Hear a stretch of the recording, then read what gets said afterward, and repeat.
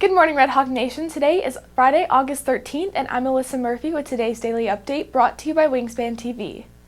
There's a lot of new procedures on campus that students need to know about. WTV's Cooper Riggle has some tips and tricks to help you get through the school year. The following 3 dress code rules will keep you out of trouble. Number 1. Don't wear clothes that disrupt school activities. An example of this might be wearing a Halloween costume in your English class. Your clown makeup or Superman cape might make a killer outfit for Halloween, but it's really distracting to other students. Number 2. Don't wear any clothes with drug, alcohol, gang-related, or offensive content. I think this category is pretty self-explanatory. Number 3. Don't wear anything that could create a health hazard for other students. For example, if you haven't washed your favorite shirt in a couple months, it might be radioactive. In all seriousness, if any of your outfits or accessories could cause harm to another person, it's probably a good idea to leave it at home. While these are just some general pieces of information, there's still more guidelines to help make sure that you're dressed for success. Here's a quick overview of more information straight from FISD. General clothing should be worn for the purpose it was designed.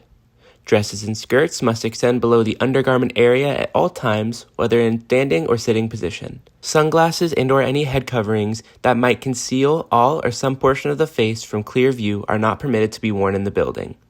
For pants and shorts, undergarments should not be visible at any time. Tears, frays, or ragged edges and holes may only be below the buttocks and pelvic region at all times. Shorts, including athletic shorts, must extend below the buttocks and pelvic region at all times. If tights, leggings, or other form-fitting pants are worn, the buttocks and pelvic region must be covered at all times by a dress, skirt, shirt, or shorts.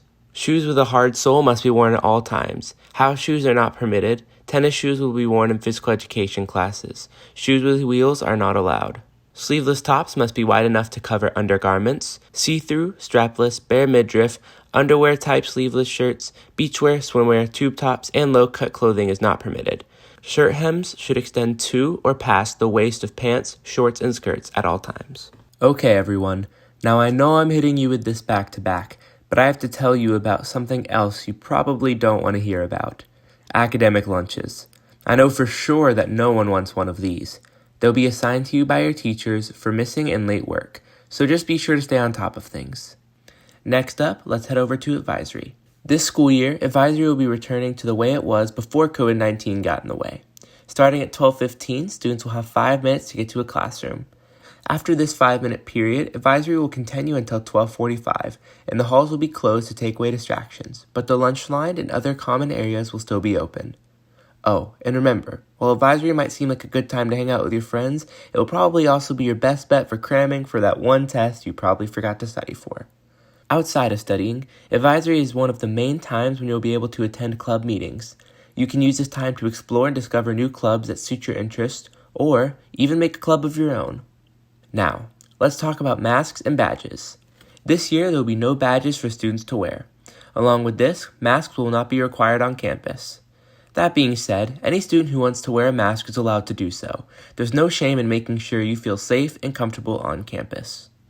Going off of campus comfort, it might feel a bit tedious to carry around all of your things for class and maybe even your sports equipment, band supplies, or class project.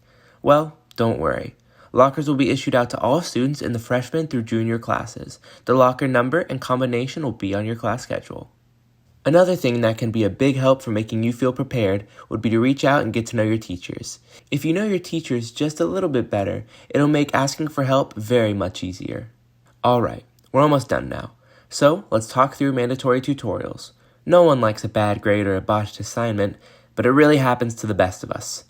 If necessary, a teacher will assign you a mandatory tutorial as remediation for work done in their class. These tutorials will either be during the advisory period or during the before or after school hours, depending on your availability. Finally, let's get to a lot of students' favorite subject. That's right, lunch. Lunch begins at 12:45 and ends at 2:50. Lunch will be split into 4 different times, each a 30-minute increment. Which of these lunches you'll attend depends on what class you're in during the time the lunches begin. Well, that's all from me. You did it!